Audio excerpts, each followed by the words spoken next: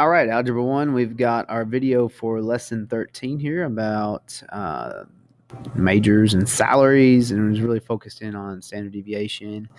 And mean, I think, is another important thing that they give for all of them. So we've got 100 different college graduates, what they majored in, and their salaries and standard deviations, mean salaries, all that fun stuff, and put them into histograms.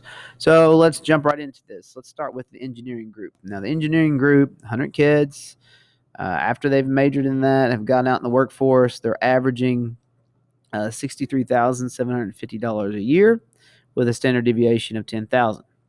So we're looking for one of these graphs that has a center around 60-ish. I don't think that one works. Possible. Definitely possible. So it's probably going to be one of these two. So let's see if there's one that jumps out for sure. 52,000 for our business people. So 52 would be right here. I don't feel like that's centered. 52 would be here for that one. 52 would be here for this one. I'm leaning toward business for that one just based on the mean. So let's look at the next one. The mean for the last one there for our social sciences is 45,000. That really seems to match up with this one. So I feel like this might be social sciences. And then over here, this one right here would be our business folk. And that seems to be all over the place. And then our last one is engineering, which I'm going to put here. Now let's see if the standard deviation that's given also lines up with our guess to the median. This one was 63, so right around here. So the mean makes sense of being in the center of the histogram, but let's see if the standard deviation makes sense.